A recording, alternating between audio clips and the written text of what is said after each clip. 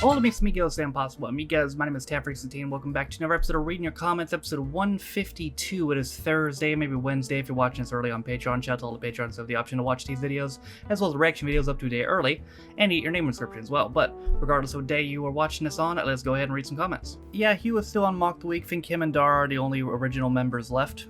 Is it still worth watching? Like, are any of the new cast good, or is it just kind of going? I'm from the UK and the bowl cut was a universal thing. We all had them in the 80s and 90s. Yeah, same here, but I still wonder why.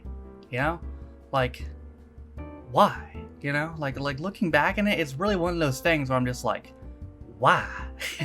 Favorite fictional serial killers / horror villains would have to go with Norman Bates, Michael Myers, and Hannibal Lecter.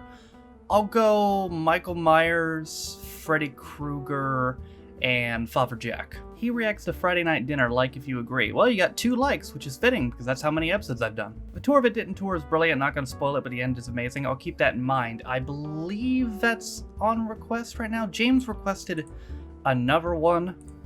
I don't remember if it's the Blackpool one or the Tour of It Didn't Tour. It is the Tour of It Didn't Tour. Okay, so yeah, that will happen at some point. Thanks for doing the whole tour. A lot of reactors just do clips from this and other tours and don't get the jokes, the reference, or the context they're set in. So you've seen this whole tour, and maybe doing the other tour. Probably will. Tour that didn't tour, and some of the lines, and humor and things Peter uses in Phoenix Nights are weaved into that and are referred to in the backstory, and are a backstory begin to make more sense, like garlic bread line. Or fine rain that soaks you is the backstory to his day. To his fine rain that soaks you is his backstory to his school days and dinner ladies. Got you. That was a lot.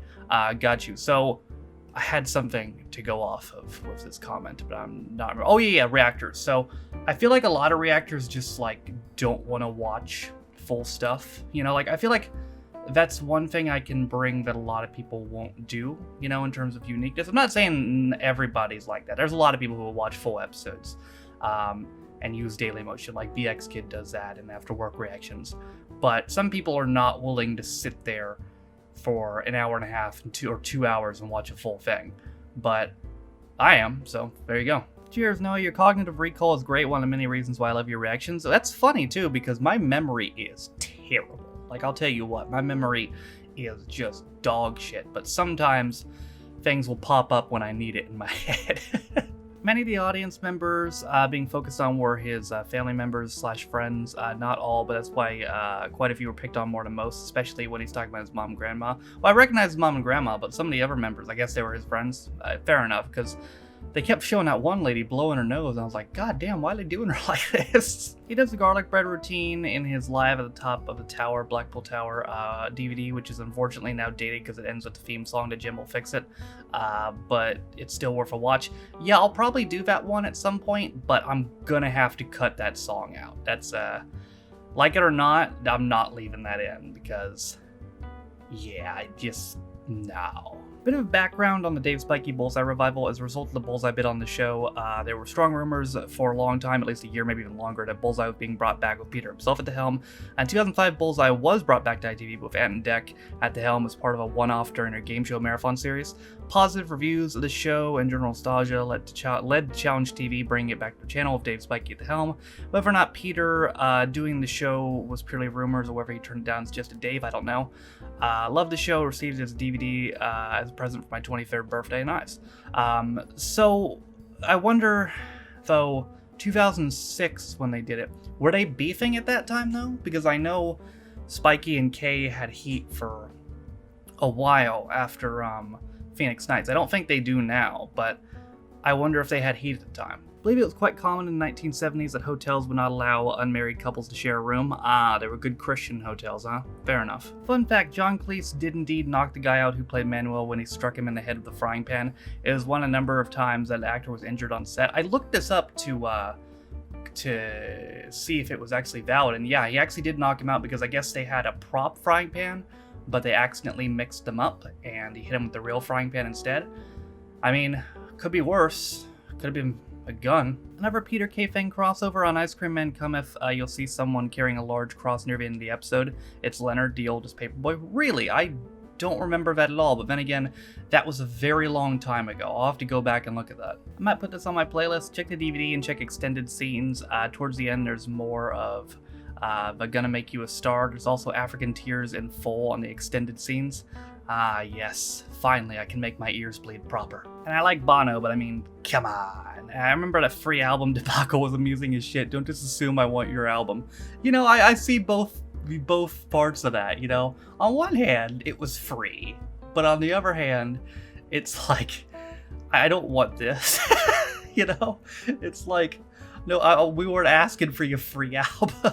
If they spun off another show from that Peter K thing, I'd choose a Mark Park one. That could work, actually. I think it'd have to be a shorter show, like Max and Patty, like maybe 6 episodes, but that could potentially be interesting. The person to actually get Christmas #1 in 2000 was Bob the Builder. I'm not kidding, look it up. Seems like there's been a lot of crazy Christmas #1s.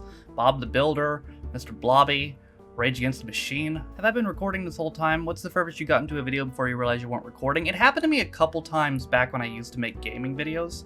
It happened a good couple times. And since then, I've just been mega paranoid. To this day, I'm mega paranoid. New John Lewis Christmas adverts just come out. I take it you'll be doing Christmas advert reaction video this year. Yep, in December.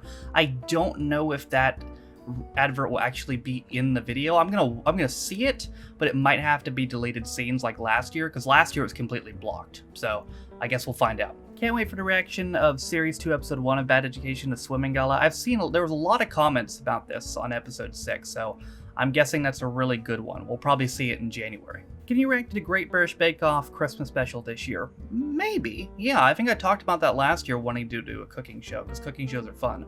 So yeah, maybe. Would you ever return to this country? The 3rd episode is one of my faves. You know, that was a show I enjoyed the first 2 episodes, but to be honest, it kind of just slipped my mind. This country did.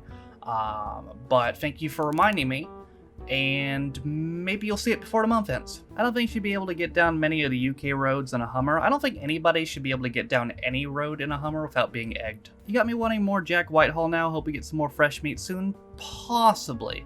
Yeah, I definitely would like to continue that at some point, so possibly. And when I say possibly, we'll still definitely be doing it, I'm more saying possibly to it being soon. I don't know if it's going to be soon like this month, it may be soon like January, but we will do more of it. Maybe episode 5 was blocked because of the Riverdance soundtrack. No, it had nothing to do with that, because that would have been a separate claim. It's just, the copyright was just so weird. It's the same claim every time.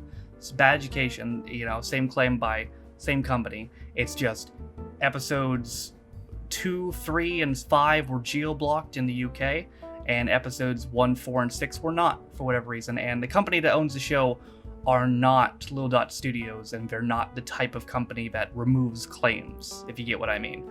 So, yeah, there's no getting those unblocked. Alright, ladies and gentlemen, that's going to do it for another episode of Reading Your Comments. The comments in this video were pulled from 6 different videos. Let's see if I can remember off the top of my head. Last week's episode of Reading Your Comments, That Peter K Thing 7, Faulty Towers 3, Bad Education 5 and 6, and the Peter K live at Bolton Albert Halls. So those were the 6 videos that I pulled these comments from. If you want a chance to get your comment read next week, there are also 6 videos you can comment on. This video, American Rex Outnumbered 10, which came out yesterday, American Rex Outnumbered 11, which comes out tomorrow, the video on Saturday, the video on Monday, and the video on Tuesday. Those 6 videos are the places to comment if you want a chance to get your comment read next week's episode or read your comments. But that is going to do it for me today. I hope you guys enjoyed it. Thank you guys for watching. If you liked it, be sure to like it. If you didn't like it, don't.